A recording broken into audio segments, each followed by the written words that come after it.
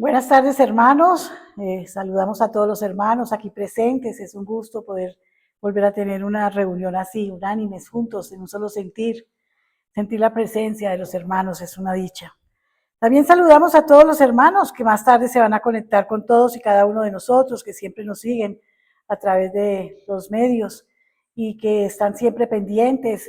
Mandamos un abrazo y un saludo a todos aquellos que están enfermos y sabemos que el Señor Dios hace su voluntad.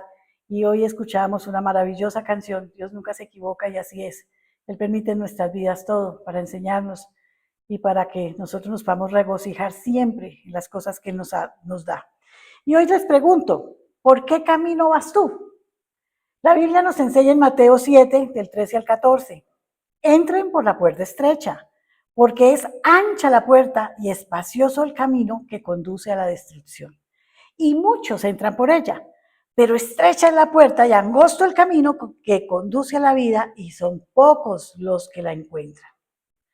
Es muy común oír que para ir al cielo debemos portarnos bien, hacer obras de caridad, no decir mentiras, etcétera, etcétera. Sin embargo, la Biblia dice en Efesios que nosotros nos hemos ganado todo por gracia. Entonces, porque por gracia ustedes han sido salvados mediante la fe. Esto no procede de ustedes, sino que es el regalo de Dios. O sea, nuestra entrada al cielo no depende de las buenas obras que hagamos, sino de lo que Dios haga en nuestras vidas. Por mucho que tratemos, debido a nuestra naturaleza pecaminosa, nosotros no somos capaces de hacer nada para ganarnos ese cielo. El cielo es un regalo de Dios, eso es lo que quiere decir don de Dios. El pecado original en el huerto del Edén nos hizo a todos pecadores y por lo tanto separados de la presencia de Dios. Así nos enseña Romanos, por cuanto todos pecaron y están destituidos de la gloria de Dios. Y declara que la paga del pecado es muerte, mas la dávida de Dios es vida eterna en Cristo Jesús nuestro Señor. Está cayendo un aguacero delicioso. La dávida de Dios, es decir, el precioso regalo de Dios, quien nos amó tanto, que ha dado a su único Hijo para que todo aquel que en Él cree no se pierda, mas tenga vida eterna. Por esto podemos afirmar que hay una sola manera y un solo camino para llegar al cielo, el Señor Jesucristo. Así lo declaró Jesús a sus discípulos poco antes de dar su paso a la cruz del Calvario. Yo soy el camino y la verdad y la vida, y nadie viene al Padre sino por mí. Así que nosotros tenemos que estar prestos a esto. Y hay también una sola puerta que lleva a la vida. En el capítulo de Juan, el capítulo 10, Jesús dice que por mí entraré y seré salvo, y entrará y saldrá y hallará pastos.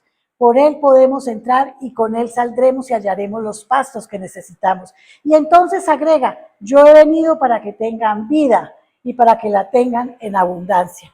Aquí hemos aprendido cosas maravillosas, aquí todo es santo, todo por el bendito Señor, gracias al Señor, y es verdad, por la bendita agua, el Señor nos manda la bendita agua, y estábamos necesitando esta bendita agua porque había mucha sequía. Voy a contarles una historia. Hace años un barco que pasaba por debajo de un puente de San Petersburgo, Florida, golpeó accidentalmente golpeó una de sus columnas y esta quebró, haciendo parte de que el puente cayera. Era de noche y varios automóviles que en ese momento trataban de cruzar el puente sin percatarse de lo que había sucedido, cayeron al mar. Un automovilista que venía a corta distancia se dio cuenta y pudo frenar a tiempo. Y enseguida se bajó de su auto y comenzó a hacer señas a los demás carros que venían para que pararan.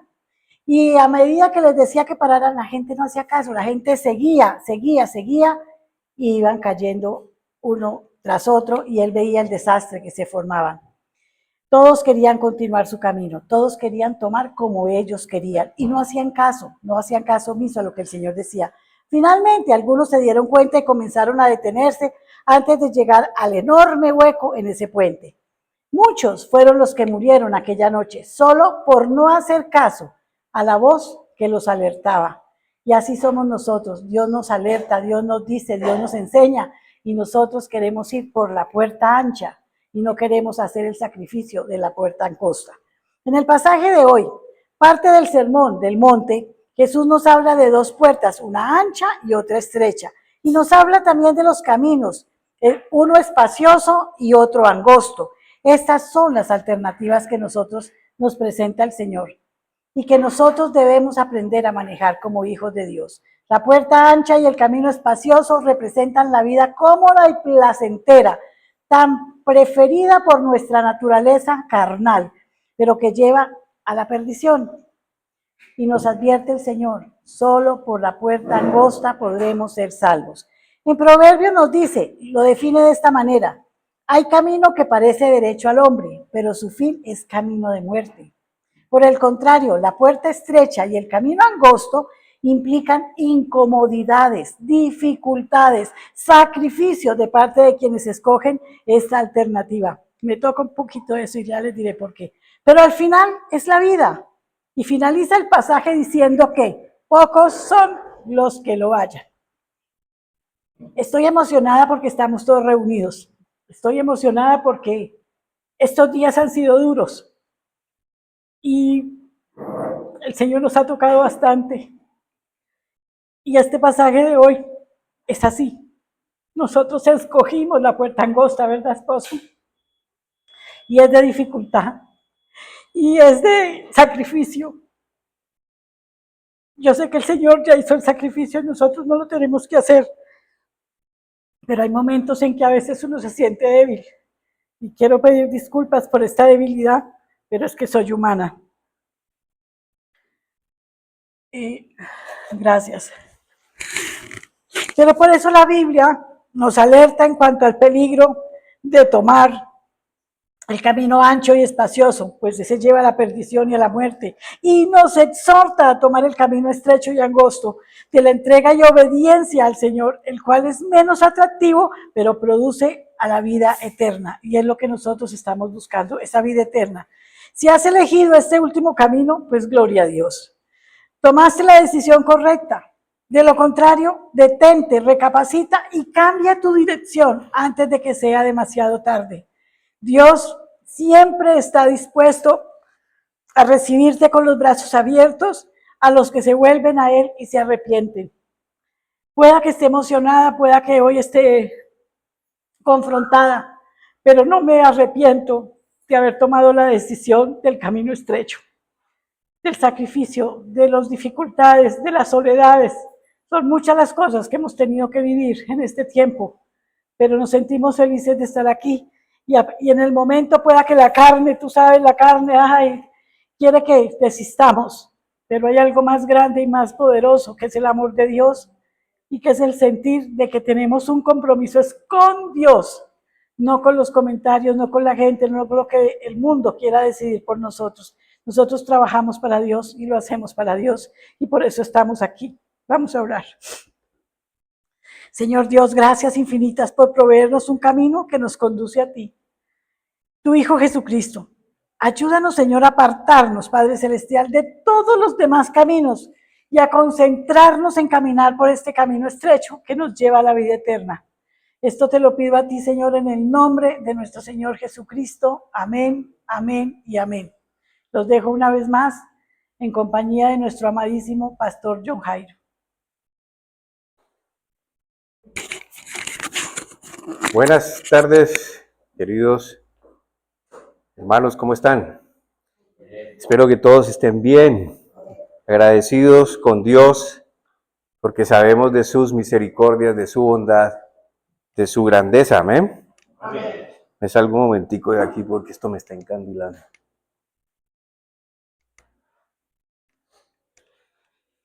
Bueno, muy bien. ¿Alguien recuerda lo que estábamos hablando en la anterior enseñanza? ¿Cómo qué? ¿No se acuerdan? ¿La anterior enseñanza? ¿La de ayer? Sí. Seguridad y confianza solo en Dios. La anterior, seguridad y confianza solo con Dios. solo en Dios. Si no la escucharon, si no la oyeron, Van a estar un poquitico embolatados hoy, pero bueno, espero que podamos empatarla bien y hacerla bien. ¿Tienen Biblia? Biblia. Vamos a tener una lectura con base en Josué, capítulo 2, pero no se van a entretener ahí. Esperen a que yo llegue allá. Amén. Y vamos a entrar en el tema con la seguridad de que el Señor nos está guiando a todo esto. Y lo digo porque de un tiempo para acá he reafirmado lo que Cielo decía ahorita, la razón por la cual estamos acá, y es esa fe en Dios. Amén.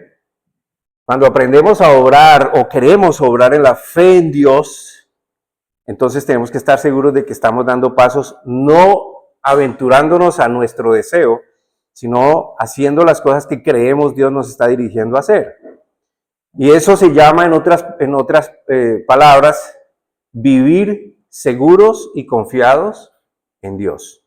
Ese es el título de hoy.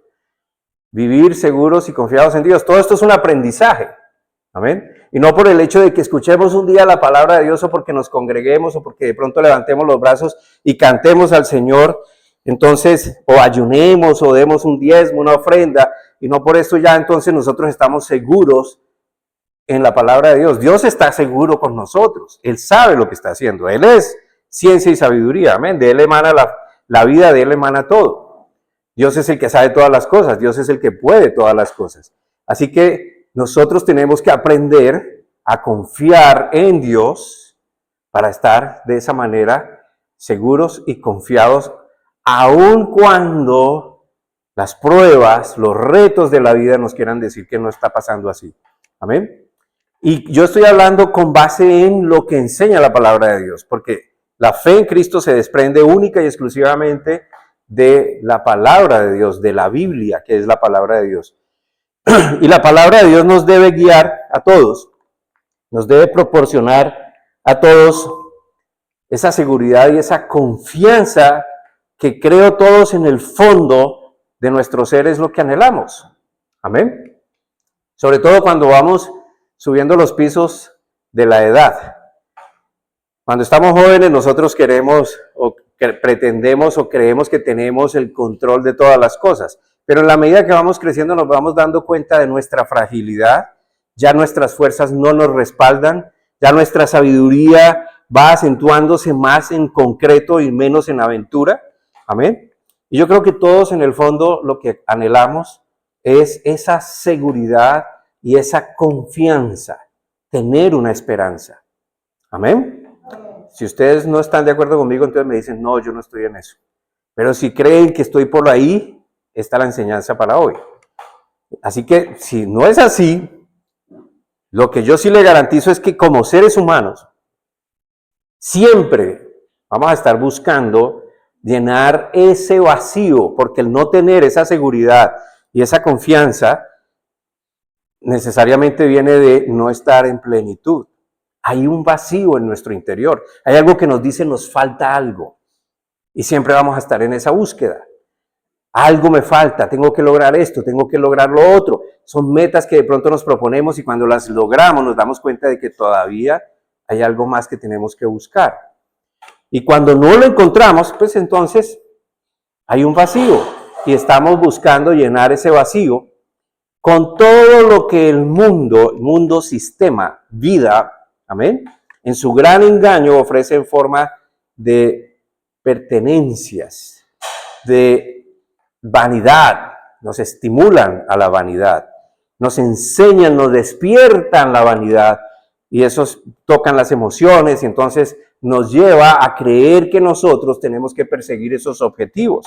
El deseo del poder, por ejemplo, o imitando modelos humanos llenos de todo esto que he descrito, pero que siguen buscando en sus propias vidas lo que los llene por dentro. Muy constantemente oímos esos testimonios de personas que lo tienen todo aparentemente. Económicamente tienen el dinero, tienen la fama, tienen el poder, pero no están satisfechos. Entonces, ¿qué es lo que realmente nos llena? ¿Amén? ¿Qué es lo que realmente nos da seguridad y confianza? Son dos elementos que van de la mano de la fe en Dios. Por eso tenemos que aprender a desarrollar una fe en Dios. Porque nosotros decimos tener fe en Dios. ¿Amén? Amén. ¿Sí? ¿Creemos en un Dios? Hacía rato que no nos parábamos así en un púlpito, ¿no? Decimos tener fe en Dios. ¿Cómo tener fe en un Dios que no conocemos? ¿Cómo tener fe en un Dios que no sabemos qué es capaz de hacer? Que no sabemos dónde está, que no sabemos qué pretende, qué quiere con nosotros. ¿Cómo tener fe en un Dios que no sabemos qué fue lo que hizo? ¿Cómo sabemos de dónde venimos? Y la Biblia enseña que venimos de Dios. Amén. Entonces, si no tenemos esa fe en Dios, pues entonces siempre vamos a estar buscando en dónde encontrar esa plenitud, eso que nos complete, que nos llene plenamente. Y por supuesto que las personas pueden colocar su fe en lo que quieran. Hay gente que dice que no tienen fe, pero hasta para no tener fe hay que tener fe. Amén. De hecho, la semana pasada escuchaba a un antropólogo, lo entrevistaron, le hicieron una entrevista, esto es por internet, y le consultaban a él sobre la fe, que él qué pensaba sobre la fe y cómo era que la gente actuaba en fe. Y el hombre decía que no todo el tiempo se vive con fe. Que no todo el tiempo se vive con fe. Por ejemplo, él decía que cuando uno se levanta, uno no se levanta con fe. Que cuando uno va al trabajo, uno no va al trabajo con fe. Que la fe se aplica en determinadas ocasiones o momentos independientemente o dependientemente de la situación que se esté viviendo. Y entonces ahí la gente recurre a su fe. El antropólogo decía que uno no necesariamente en la rutina diaria camina con fe. Yo diciendo eso. Para mí la fe es algo con lo que todos nosotros nacemos, puesto que Dios nos diseñó de esa manera. Amén. Todos tenemos fe. Todos tenemos un grado de fe, dice la Escritura. Y piénselo, uno no se va a la cama pensando, mañana no me voy a levantar. Amén. Amén. O sí, alguien se acuesta, de aquí del auditorio, alguien se acuesta pensando, mañana me va a morir, mañana no me levanto porque va a morir. ¿Qué piensan? Mañana voy a hacer esto, mañana voy a hacer lo otro. ¿Y por qué piensan que van a hacer eso? ¿Acaso saben que van a vivir al otro día? Lo damos por descontado. Porque no tiene fe. Lo damos por descontado. Mañana voy a amanecer. Eso es una fe implícita. Ahí está. Amén. Lo que pasa es que no somos conscientes de esa fe. Significa que hay una fe allí adentro de nosotros de que sí, vamos a despertar al día siguiente. Usted no va a trabajar esperando que no le paguen. ¿O sí? Obvio no. O usted no va a trabajar pensando en que no va a producir o que no va a dar los resultados que espera o que no va a hacer nada. Usted va a trabajar porque tiene una motivación para hacerlo y sabe que le van a pagar. Usted espera. Eso es una esperanza, ¿cierto? Espera que le paguen. Usted afronta su empleo con la fe y la esperanza de que todo le va a salir bien, porque pone su empeño para hacerlo. Eso se llama fe.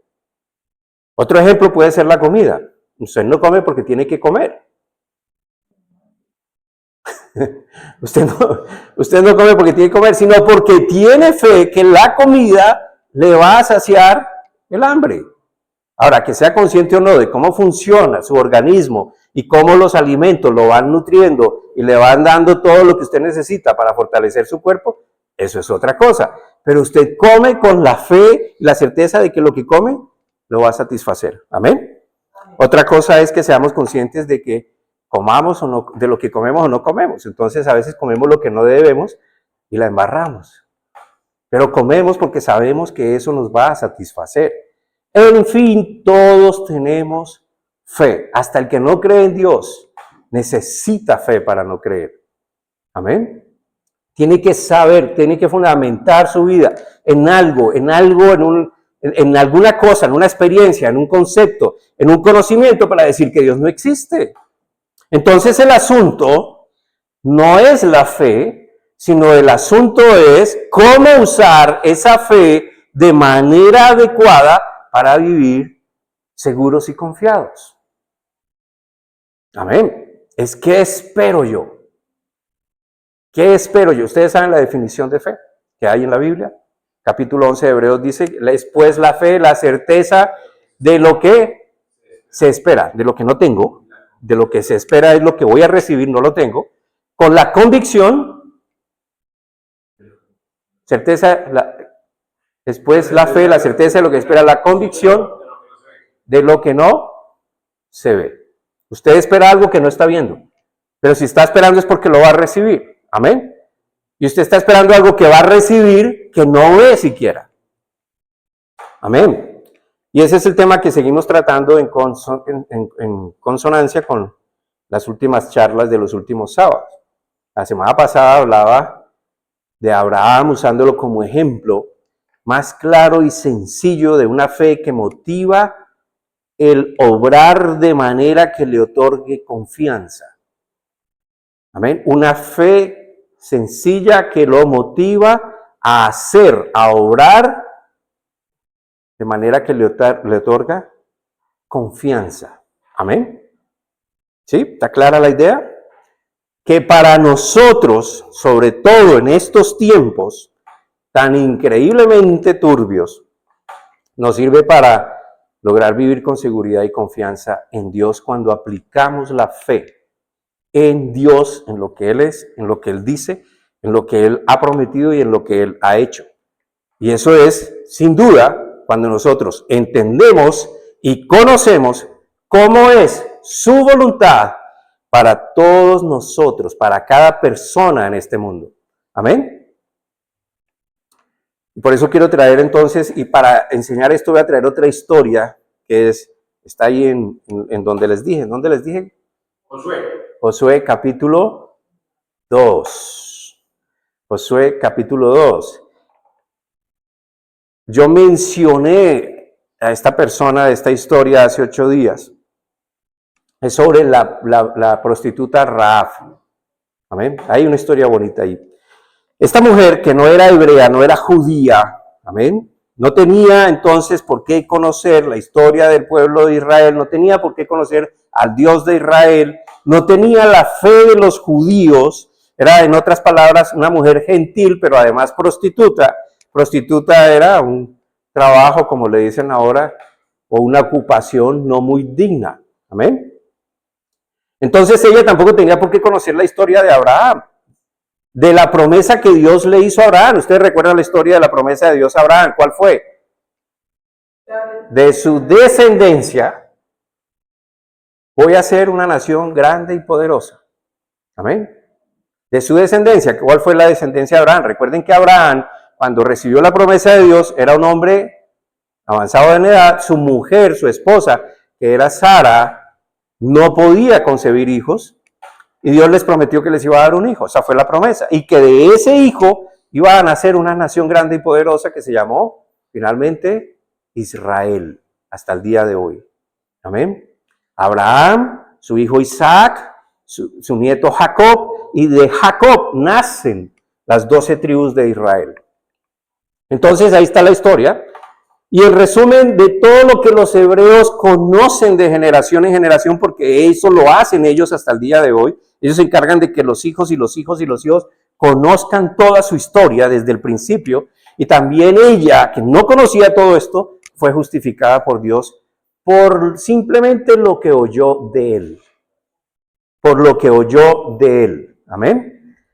Vamos a leer una escritura antes de entrar en Josué. Vamos a leerla en Santiago capítulo 2, versículo 25. Porque esta escritura que está aquí, la gente la malinterpreta y piensan que la salvación, digámoslo, la aceptación o justificación ante Dios es por lo que se hace humanamente. Confunden esto cuando leen Santiago capítulo 2. Y entonces aquí en Santiago 2:25 cita Santiago a Rahab, la ramera. Amén. Y dice, y asimismo también la ramera Rahab no fue justificada por obras cuando hospedó a los mensajeros y los envió por otro camino. ¿De qué mensajeros está hablando Santiago? Ustedes recuerdan que estaba Josué presidía, reinaba en Israel. Y dice así, Josué, hijo de Nun, envió desde Sittim 2 espías secretamente diciéndoles, andad, reconoced la tierra y a Jericó. Y ellos fueron y entraron en casa de una ramera que se llamaba Rahab y posaron allí. Y fue dado aviso al rey de Jericó diciendo, he aquí que hombres de los hijos de Israel han venido aquí esta noche para espiar la tierra. Entonces el rey de Jericó envió a decir a Rahab, saca a los hombres que han venido a ti y han entrado a tu casa, porque han venido para espiar toda la tierra. Pero la mujer había tomado a los 2 hombres y los había escondido. Y dijo, es verdad que unos hombres vinieron a mí, pero no supe de dónde eran. Y cuando se iba a cerrar la puerta, siendo ya oscuro, esos hombres se salieron, y no sé a dónde han ido. Seguidlos a prisa y los alcanzaréis.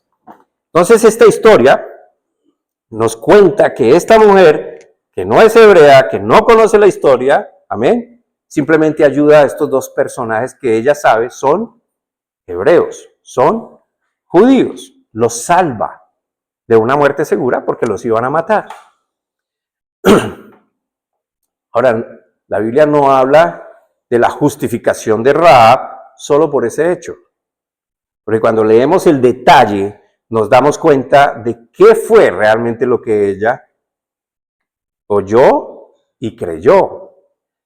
No creyó en el momento en que estos mensajeros hebreos llegaron a su casa y ella los esconde, sino cuando uno escucha la razón, cuando uno sigue leyendo la historia por la cual ella esconde a estos hombres, se da cuenta de que su fe en el Dios de Israel, que es el Dios que describe la Biblia, amén, que es el Dios que describe como el todo creador, el Dios dueño de todas las cosas, cuando ella escucha sobre ese Dios de Israel, muchísimos años atrás, solo por escuchar, ella es justificada.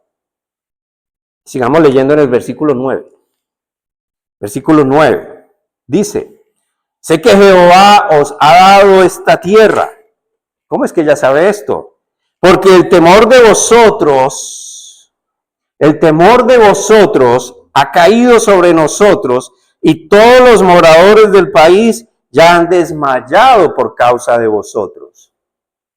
Porque hemos oído que Jehová hizo secar las aguas del Mar Rojo delante de vosotros cuando salisteis de Egipto. Y lo que habéis hecho a los 2 reyes de los amorreos que estaban al otro lado del Jordán, a Sehón y a Og, a los cuales habéis destruido. ¿Qué fue lo que esta señora escuchó? Había escuchado cómo el Dios de estos hombres, hebreos, judíos, había hecho secar las aguas del Mar Rojo. Por supuesto que esto sucedió más o menos 40 años atrás. Cuando uno mira la historia en cómo se desarrollaron las cosas, pues esto fue tiempo atrás. Amén. Ella no estaba allí presente cuando vio cómo se abrieron las aguas. Ella creyó en el Dios de Israel, en su gran poder. Pero finalmente se demostró su fe cuando tuvo la oportunidad de obrar bajo la influencia en lo que había creído. Ella oyó de ese hombre poderoso, de ese Dios poderoso. Ella tuvo temor. Todos habían escuchado del Dios de estos hombres. Todos tenían temor porque sabían que Dios les iba a entregar esas tierras. Y ella pidió protección. Protéjanme de la destrucción que viene sobre nosotros, si seguimos leyendo. Amén. O sea que, ¿cuál fue la motivación de ella para esconder a los hombres? Lo que había oído de Dios. Ella sabía de Dios, sabía lo que Dios había dicho, sabía el poder del Dios de Israel. Y en consecuencia, cuando tuvo la oportunidad, obró conforme a lo que ella había creído de ese Dios. A ellos los voy a esconder porque esta es mi oportunidad de salvarme. Y no solo yo, sino mi casa. Amén. No creo que hoy en día nosotros vayamos a usar un ejemplo como este para enseñar las buenas obras. Poner de modelo a una prostituta como una buena obra. Que miente, porque además miente a los guardias, pero además traiciona a su propia nación. Amén. Así que queda claro que la fe en Dios motiva obrar consecuentemente en esa fe. Consecuentemente, conociendo el poder y la voluntad de Dios. Amén. No sé si estoy haciendo claro el concepto, porque si entendemos esto, podemos entender todo lo demás. Yo no obro por mis emociones, aunque tengo emociones, trato de sujetarlas, porque mis emociones me pueden decir, esto es lo que hay que hacer, allá es donde tengo que ir, esto es lo que tengo que comprar, pero pueden ser motivadas por otra cosa. Pero cuando yo estoy seguro de que mis pasos están siendo guiados por Dios, que estoy confiando en Dios, sé que Él me respalda, sé que Él está conmigo. Mis obras ya no van a ser motivadas por mis antojos, mis deseos, mis emociones, sino por la seguridad de que Dios me está conduciendo. Amén. Amén. Entonces hoy en día nosotros podemos hacer lo mismo. Ahora recordemos que lo que queremos nosotros entender con esto es cómo vivir seguros y confiados solo por la fe en Dios. Tenemos el Espíritu Santo. Amén. Es promesa de Dios. Creen en el Señor Jesucristo. Yo les voy a dar la promesa para ustedes. Y yo voy a estar con ustedes hasta el fin del mundo. No el fin del tiempo. El fin del mundo. ¿Cuál es el fin del mundo? De este sistema de vida. Porque Dios va a venir a poner orden en esta vida. Amén. No se va a acabar el mundo. Va a ser renovado todo. Amén. Pero la promesa es Dios en la persona del Espíritu Santo. Amén. El Espíritu Santo mora en nosotros. ¿Qué dice la Biblia sobre el Espíritu Santo? El Espíritu Santo está para enseñar. El Espíritu Santo está para guiar. El Espíritu Santo está para instruir, redarguir, convencer. ¿Cómo entonces establecer esa relación de esa manera que yo entienda que estoy siendo guiado, que estoy siendo enseñado por el Espíritu Santo? Por fe. Por fe. La fe no es una emoción. Pero yo no puedo determinar fe en el Espíritu Santo cuando yo quiero condicionar al Espíritu Santo a que haga como yo quiera. Por eso el Señor también dice que no pidamos señales para comprobar nuestra fe en Él.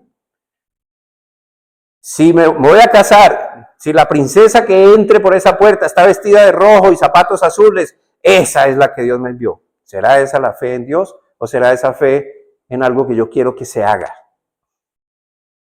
La fe en Dios es, Señor, yo confío en que tú estás guiando mis pasos. Yo confío en que tú eres mi proveedor. Yo confío en que no estoy solo. Yo confío en que tú me libras del mal. Yo confío en que yo puedo confiar en ti y descargar mis cargas, mis pesares, mis angustias en ti.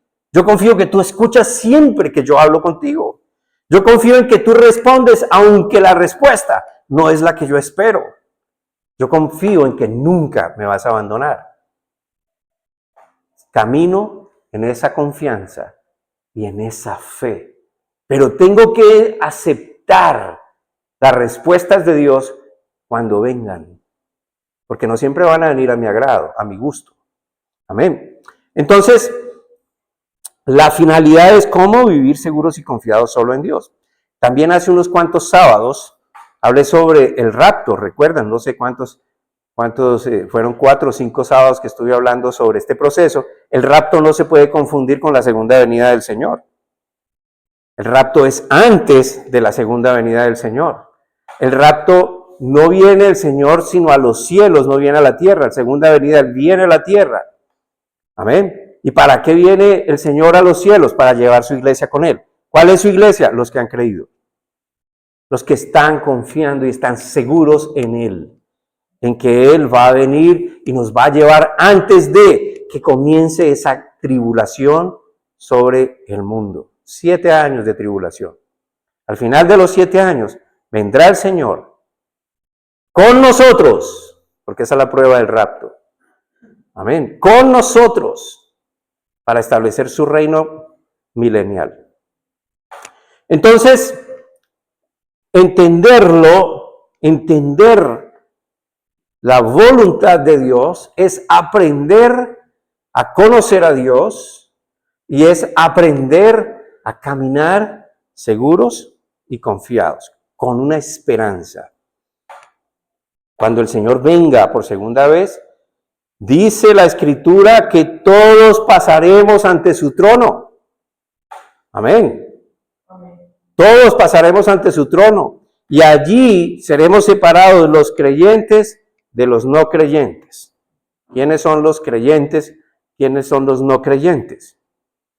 Los creyentes son los justificados. Los no creyentes son los no justificados. ¿Cuáles son los justificados? Pues los justificados son los que confiaron en lo que Él hizo por ellos para su salvación y no los que confían en sus obras para su salvación. No son los que dicen, Señor, es que yo no le hice mal a nadie. Es que mientras yo pude le di mercado a los pobres. Es que yo le di la ropa. Es que yo le di comida. Es que yo los hospedé en mi casa. Esas son sus obras. Eso no es la justificación de Dios. La justificación de Dios es, yo hice esto por usted en la cruz, yo pagué por usted en la cruz, yo resucité vencedor, acójase a mi justicia y mi justicia lo va a vestir, lo va a cubrir. ¿Usted cree en eso? Yo creo que tú lo hiciste. ¿Y por qué lo hiciste por mí? Porque tú me amaste, yo te amé. Tú me amaste, sí, yo te amé. ¿Y qué hiciste? ¿Qué hice yo para que me amaras? Nada. Yo decidí amarte. Yo di mi vida por ti. Si tú crees en eso, esa es mi justicia. ¿Y por qué esa es tu justicia? Porque yo soy Dios y así lo quiero. Yo soy soberano. Esos son los justificados. Amén. Esos son los creyentes. El creyente no es necesariamente el que va a las congregaciones. La palabra de Dios dice que la cizaña y el trigo crecen juntos. Entonces no necesariamente es el que va y aplaude y da diezmo y ayuna y ora. No necesariamente. Es el que cree. El que está depositando su fe y su confianza en Él. No estoy diciendo que entonces no nos congreguemos porque ¿para qué? Amén. Porque la Biblia dice congreguémonos. La Biblia no dice cómo congregarnos. Porque yo no creo que a Dios, y esto lo dije la semana pasada, yo no creo que a Dios ya le haya escapado los tiempos modernos, donde sabía que de pronto nos podíamos congregar virtualmente. Amén. Él dice, no dejen de congregarse. Congregarse es ¿qué? Unirse, reunirse para algo. Nos podemos reunir virtualmente. Qué bueno es reunirnos presencialmente. Aquí nos conocemos, aquí aprendemos a estimularnos a las buenas obras, al amor de Dios. Las buenas obras no son obras de caridad, necesariamente, y ya lo vamos a entender. Entonces los creyentes han confiado y creído en el Señor, que somos llamados por Él justos. Amén. ¿Por qué? Porque creímos en la justicia que Dios aplicó sobre Jesús, sobre la persona de Jesús, para redimir o pagar por los pecados de ellos. Amén.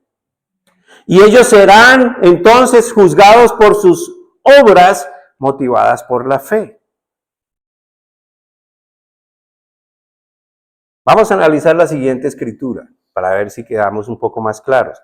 Vamos a Mateo capítulo 25. Mateo 25, versículo 37 al 40. Lo voy a leer en esta versión. Póngale cuidado a los términos. Mateo 25, 37 al 40. Y pongan cuidado las palabras, pongan cuidado los términos, amén. El tiempo gramatical, todo esto es importante.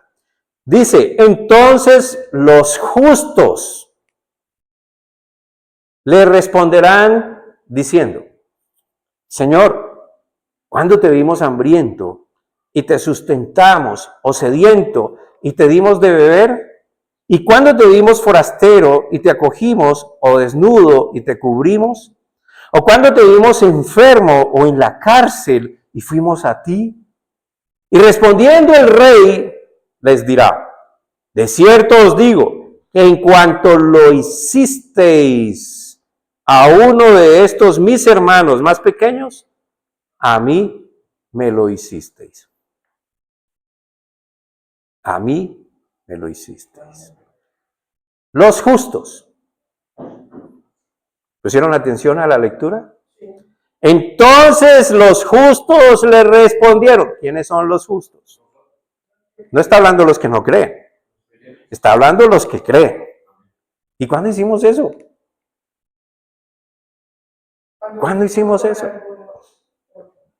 Entonces los justos, los justificados por la fe en el Señor Jesucristo. Amén. No es por las buenas obras. No es porque Chuchito y yo, como me dijo alguien una vez, Chuchito y yo tenemos una buena relación. No es por eso.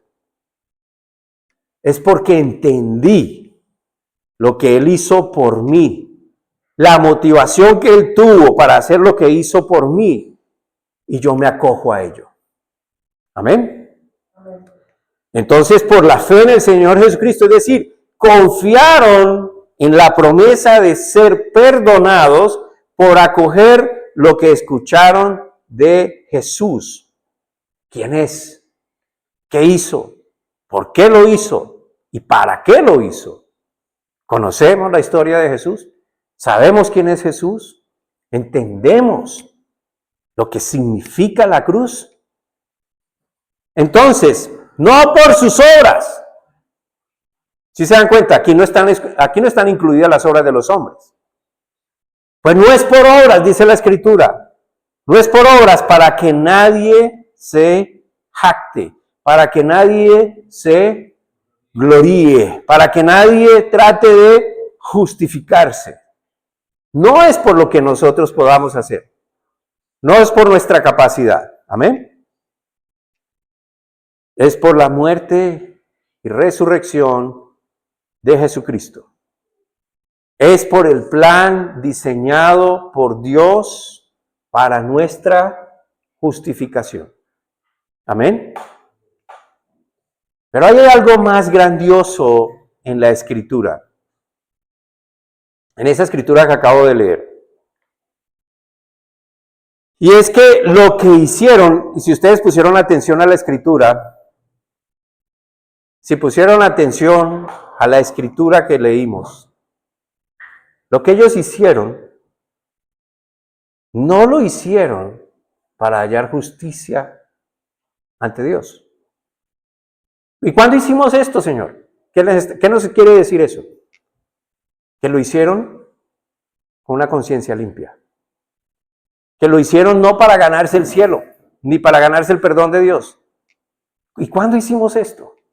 Cuando visitaron, cuando arroparon, cuando dieron de comer a uno de ¿quiénes? De los hermanos. ¿Cuáles son los hermanos de los justos? Todos los justos. Los hermanos en la fe. La Escritura dice, y primeramente a los de la familia de la fe. Amén. Amén. En la iglesia de hoy en día, las congregaciones cristianas de hoy en día es últimamente los hermanos de la fe. De último. Primero, mi amigo. No hicieron esto para hallar justicia ante Dios, sino como algo que nació natural, procedente del amor al prójimo. Como lo dijo el Señor. Marcos capítulo 12, versículo 31. Y el segundo es semejante al primero. ¿Segundo qué? Mandamiento. Amarás a tu prójimo como a ti mismo. No hay otro mandamiento mayor que estos. La razón por la que dijo que no lo hicieron para justificación propia es porque no tenían conciencia sobre lo que habían hecho. Es por eso que los discípulos preguntan, Señor, ¿y cuándo nosotros vimos un hambriento, te vimos hambriento y te sustentamos, o sediento y te dimos de comer?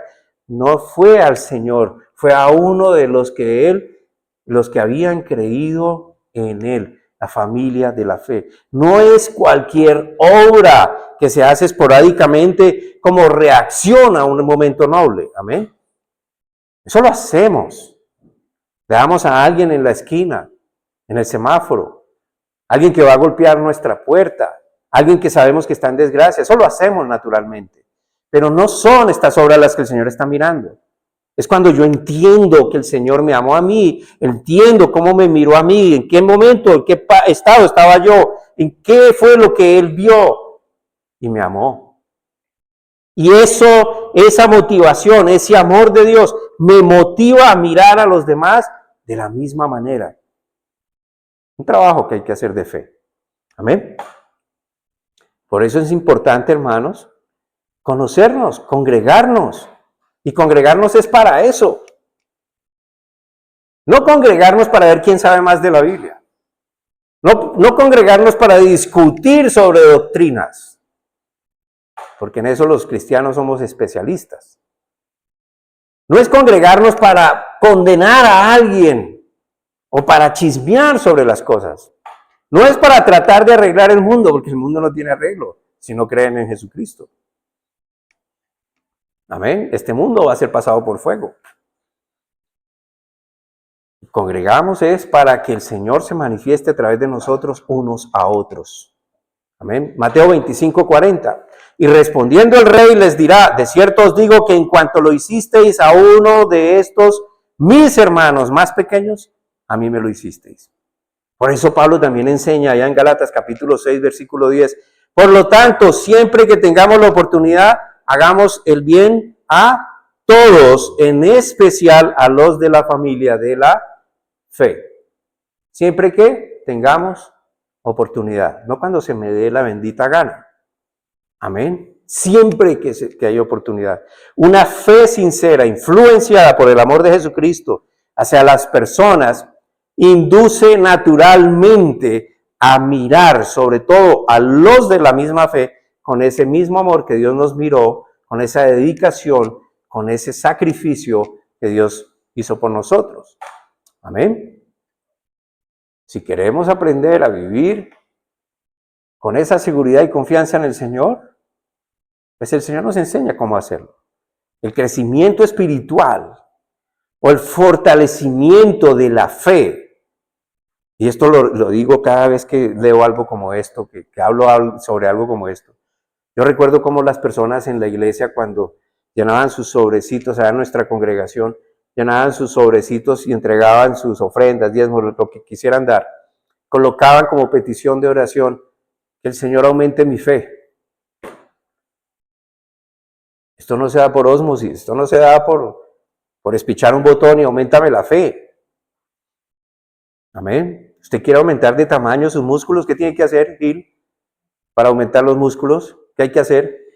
Ejercicio. Si me quedo acostado en la cama, ¿será que desarrollo esos bíceps? Nada, no desarrollo esos bíceps. Tengo que hacer el ejercicio. ¿El ejercicio de qué? En este caso estamos hablando de la fe. ¿Cómo es hacer el ejercicio de la fe? Lo que el Señor me enseña lo pongo por obra. Y de esa manera aprendo a conocer quién es Dios. Y de esa manera aprendo a conocer que su voluntad es buena y perfecta ¿para quién? Para mí. Para mí. Y afecta a un entorno, porque en las buenas obras, motivado por la fe, afecto mi entorno. Amén. Las personas que estoy alrededor, que tengo alrededor. Entonces el crecimiento espiritual o el fortalecimiento de la fe depende de cómo nosotros le creamos a Dios y cómo nosotros aprendamos a vivir conforme a esa creencia. Amén. Yo no puedo decir que creo en un Dios que no conozco, es imposible. No puedo. Todo el mundo sabe que hay un Dios, ¿lo conoce? Cuando yo le pregunto a la gente, ¿usted cree en Dios? Sí. Cuénteme quién es su Dios. No lo conocen. ¿Cómo me van a hablar de alguien que no conoce? Amén. Si yo le pregunto a ustedes, ¿ustedes conocen a mi esposa Cielo? ¿Me pueden hablar de ella? Si no se han relacionado con ella, ustedes no pueden decir nada. Van a decir simplemente lo que la apariencia les dice. ¿Qué es la apariencia? Lo que ven. Nada más. Entonces no depende de nuestros actos de buena humanidad. Porque eso para Dios, como dice la Escritura, son trapos de inmundicia. Amén. Para Dios eso no significa nada. Para Dios significa lo que hizo su Hijo. ¿Quién es su Hijo? Jesús. ¿Quién es Jesús? Él mismo hecho hombre. Recuerde que nosotros no podemos colocar a nuestro nivel a Dios en ninguna manera. Yo no puedo pretender bajar a Dios a mi estatura. Él quiere que yo vaya a su estatura. Amén. Mis caminos, dice el Señor, no son vuestros caminos. Mis pensamientos no son vuestros pensamientos. Ni hago como usted hace, ni pienso como usted piensa. Y nosotros en la tierra, Señor, te pido que nos des la victoria hoy sobre la selección tal. Queremos bajar a Dios a nuestro nivel. Amén. No, así no es Dios. Dios actúa de manera sabia, de manera correcta, de manera prudente. Y cuando yo entiendo que Dios, esa es su naturaleza, que no se equivoca, ¿cómo no aprender a confiar en Dios? Y cómo no, pues a través de esa fe y esa creencia, estar seguro y vivir confiado. Amén. Hay un ejemplo muy claro en la Biblia que nos enseña sobre esto. Lo que es mostrar mis obras y hacer como Dios dice. Es la historia que todos conocemos. La primera historia de la humanidad trágica. La historia de Caín y Abel. De ellos podemos aprender qué es mis obras y qué es hacer conforme a Dios. Amén. Por supuesto que esto ya está escrito, ya lo entendemos. Yo creo que ya lo conocemos, pero lo voy a tratar por si las moscas. Pero tenemos que entonces ponernos nosotros en nuestra propia vida a ver cómo es que es hacer como Dios dice, qué no estoy haciendo como Dios dice y qué es lo que yo quiero que Dios haga como yo quiero. Ahí empezamos a corregir. Amén. Porque Dios me enseña de todo. Esto es un aprendizaje de cuánto tiempo. Hasta que este cuerpecito el Señor diga, ya es necesario que lo deje. Vamos a aprender todo el tiempo. Y para poder aprender todo el tiempo, tengo que estar todo el tiempo en aprendizaje. Amén. Podemos ver esto como algo que es religioso y tedioso, o podemos ver esto como la gran oportunidad de aprender realmente a vivir lo que es bueno y agradable. Amén. La historia de Caín y Abel la sabemos. Caín trajo el fruto del trabajo de sus manos, que eran ¿qué? Verduras, hortalizas, como ofrenda a Dios.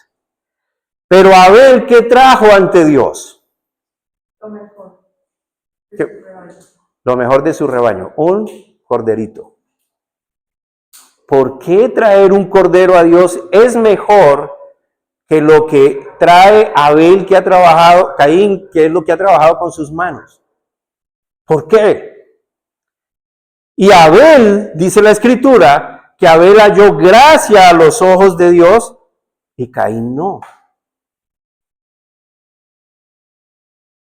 ¿Por qué el cordero que trae Abel a la presencia de Dios como ofrenda es aceptado por Dios? Porque el cordero es tipo de Jesús, porque el cordero le está mostrando a Jesús. Está diciendo a Dios, yo confío en tu misericordia, en tu proceso, porque es necesario derramamiento de sangre para el perdón de los pecados. ¿Y cómo lo supo Abel? ¿Cómo lo supieron ellos? Si todavía no había la ley, todavía no estaba el templo, todavía no había sacrificios. ¿Cómo fue que lo supo? El cordero es tipo de Jesús. La Biblia por eso habla desde el principio al fin de Jesús. Amén. Puede que no directamente, pero sí simbólicamente y sí metafóricamente. El Hijo de Dios que dio su vida para redención de pecados. El Cordero perfecto, que no se le halló mancha ni arruga. El que dio su vida por amor a nosotros en una cruz. Sacrificio cruel, humillante. Amén. Lo dio por amor a cada uno de nosotros. Piensen en eso. Saque un minutico, por favor. 1 segundo, 10 segundos. Piense. Jesús. Jesús traducido, Salvador del mundo. Jesús, Dios hecho hombre. Jesús que viene a la tierra, en semejanza nuestra, a dar su vida por cada uno de nosotros. Piense. No estábamos allí en ese tiempo, eso fue hace mucho tiempo. ¿Eso qué va a hacer para nosotros? Esto se hizo por una sola vez y para siempre. Capítulo 17 de Juan, Jesús ora por aquellos que van a creer por el testimonio de estos. Esos somos nosotros. Dios todo lo sabe, amén. Dios sabía de nuestra existencia antes de que ni siquiera nosotros estuviéramos en planes por ahí. Abel trae un cordero que es tipo de Jesús. Y eso lo aprendió Abel de sus padres. Y sus padres lo aprendieron del mismo Dios. ¿Cómo lo aprendieron? Cuando Dios redimió del pecado, el pecado de Adán y de Eva, por medio de la muerte de animalitos. Amén. La Biblia no lo dice así. Pero cuando uno lee el contexto se da cuenta de que hubo un sacrificio. Porque ellos andaban como en el Edén, en el jardín del Edén, desnudos. Es decir, no había nada que los cubriera, no había ropa, no había traje. Pero el Señor dice que los cubrió con pieles. ¿De dónde salen las pieles? De los animalitos. Hubo sacrificio, derramamiento de sangre. Pagó para que fueran revestidos de la justicia de Dios. Porque Dios pagó por ellos, aniquilando estos animalitos. Ellos pagaron para que estos fueran absueltos. Dios les hizo vestido de pieles. Así que hubo un sacrificio que pagó por ellos. Eso lo hizo Dios por ellos. Ellos no lo hicieron por sí mismos. Abel lo entendió, Caín lo entendió, pero a Caín le pareció maravilloso traerle sus verduras porque yo las hice, yo las produje, yo trabajé para eso. Si ve, mi justicia va por delante. Abel dijo, Señor, tú me lo enseñaste. Hay derramamiento de sangre. Aquí te traigo el corderito. Él paga por mí. Yo soy redimido. Tú me lo enseñaste. Dios enseñó su justicia por nosotros, para nosotros, en Jesús. Él mismo se hizo hombre para pagar por nosotros. Piénselo. Y por eso recibió la gracia del Señor. Caín no recibió esa gracia de Dios porque era el trabajo de sus manos, era lo que él creía que tenía que hacer. Él no hizo caso a lo que había entendido, que había aprendido, que Dios les había enseñado. Él hizo como a él le pareció. Es que yo puedo ir cuando yo quiera, es que yo puedo dar cuando yo doy, cuando a mí se me dé la gana, es que yo ante Dios yo no le hago mal a nadie. Su justicia. Ante Dios eso es inmundo. Usted puede escoger hacerlo o no hacerlo. Amén. Esa es su decisión. Pero la decisión de Dios es: el que crea en mi Hijo será salvo, y el que no lo crea está condenado. No va a ser, está condenado. Porque la única forma de ser salvos es a través de Jesucristo. Amén. Abel ofreció sacrificio de sangre por sus faltas, y esto causó la ira de su hermano porque Dios lo miró con agrado. ¿Cuándo Dios nos mira con agrado? Cuando hacemos como Él dice, no como a nosotros nos parece. Amén. Amén. Por eso hay pobres, por eso hay enfermos. Y yo le doy gloria a Dios porque van a decir, pero usted mantiene con la gota. Pues ya llevo un récord de 3 meses que no me ha dado gota. Y creo en mi sanidad. Creo en mi sanidad. Porque es como Él dice, no como el médico me dice, no como mi cuerpo me dice, es como Él dice. Amén. Amén. Primera carta de Juan 3:12, ya voy a acabar, no se desesperen. Primera carta de Juan 3:12 dice, no debemos ser como Caín, quien pertenecía al maligno y mató a su hermano. ¿Y por qué lo mató? Porque Caín hacía lo malo y su hermano hacía lo correcto. Porque Caín hacía lo malo y su hermano lo recto. Lo recto ante Dios, ¿qué es? Es confiar en Él, es creer en Él, es recibir de Él. Lo malo ante Dios es todo lo contrario. Porque lo bueno siempre va en función de nuestro propio beneficio. Porque todo lo que Dios me enseña es para nuestro bien. Cuando usted hace como Dios le dice, son los planes de Dios para su vida de bienestar y no de mal. Por eso Abel halló gracia ante el Señor. Ah, pero lo mató Caín. Sí, ¿dónde está Caín y dónde está Abel? Porque la vida no es esta. Porque dirá alguien, pero fíjese, lo mató enseguida y ahí ya. Y en cambio Caín siguió viviendo. ¿Dónde están ahora Caín y Abel? Ay, pero usted cree en eso, pastor, de que hay una segunda vida y que la vida eterna. Sí, yo creo en eso porque eso es lo que Dios dice. Porque eso es lo que Dios enseña. Y si me muero y eso no fue, nada perdí. Pero si usted se muere y eso fue, todo lo perdió.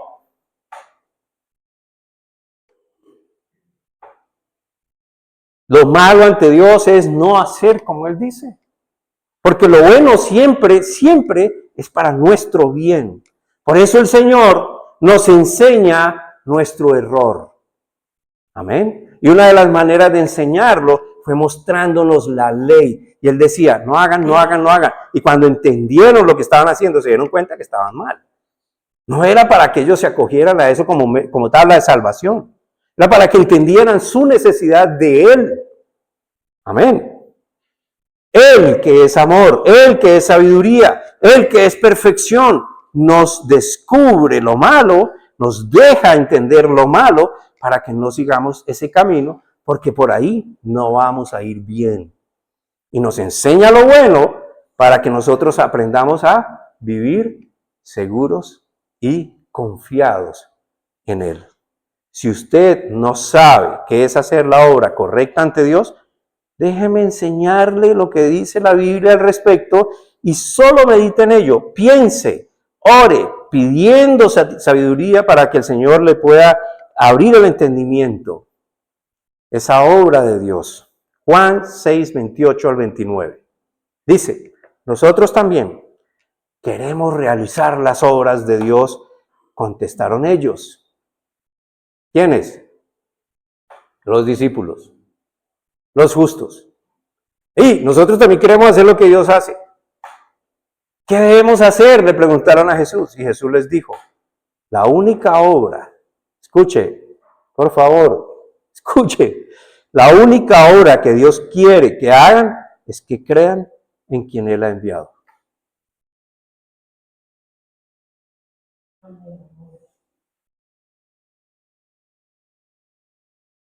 ¿Usted quiere estar bien ante Dios? Crea en Jesús. ¿Es eso mucho trabajo?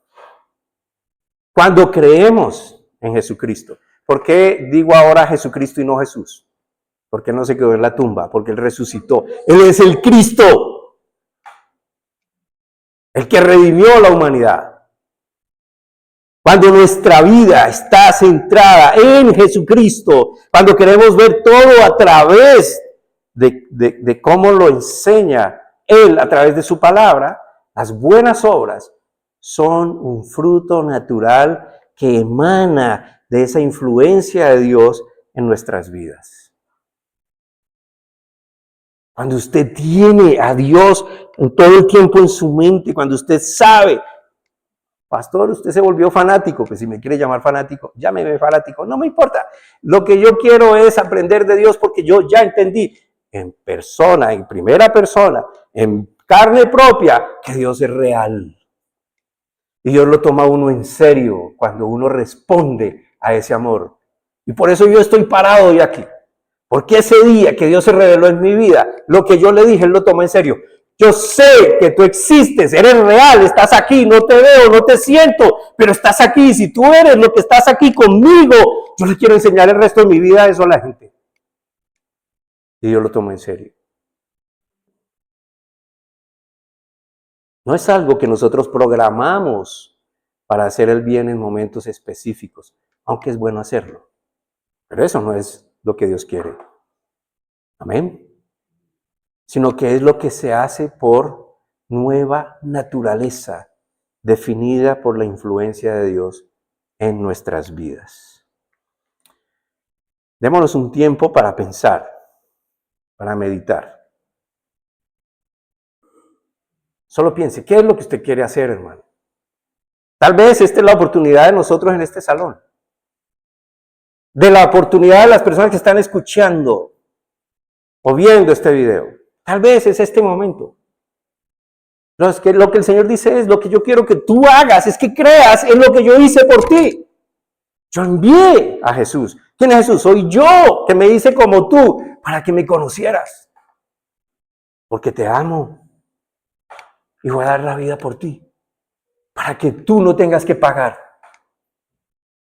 Porque así es estar delante de Dios correcto.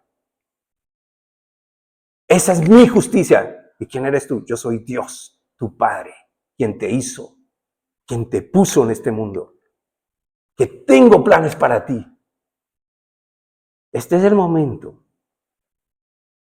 Esa es la obra que el Señor quiere. Y cuando usted se llene de ese amor de Dios, va a ver cómo usted va a hablar de esto a otros. Con el único interés de que ellos sean salvos. De que ellos conozcan a papá. Amén. Si quiere ponerse en pie, póngase en pie. Vamos a darle gracias a Dios. Invítalos. Vamos a darle gracias a Dios. Y gracias a todos ustedes, el esfuerzo que han hecho. Sé que Dios va a recompensar. Quisiera hacer una toma del salón. Invítelos. Invítelos. Hacer una toma del salón. Y que pasen, por favor. Vamos a orar. Estuvo apagado.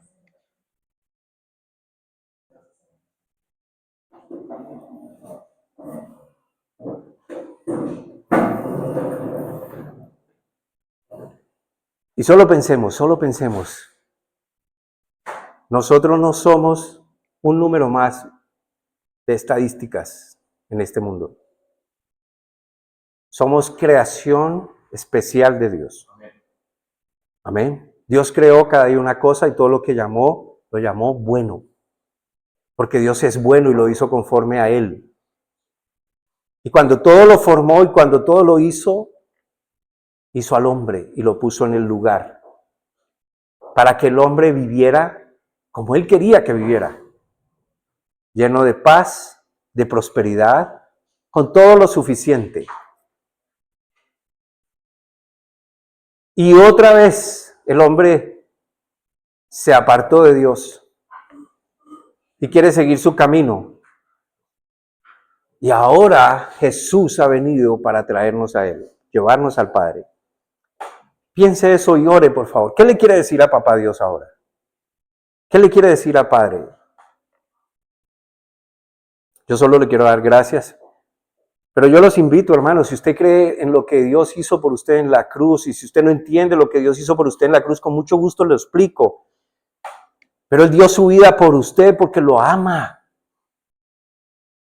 Por usted que me está viendo allá al otro lado, porque Dios lo ama. Y Él no tuvo nada de qué cogerse, nada de qué retenerse para venir y hacerse hombre como nosotros. Para dar su vida por nosotros. Para que nosotros no pagáramos por nuestras culpas, nuestros pecados, nuestros delitos, nuestras trampas, nuestras mentiras, nuestra perversidad. Él pagó. Y Él dice, todo lo que yo quiero que tú hagas es que creas en ese que yo envié a la cruz.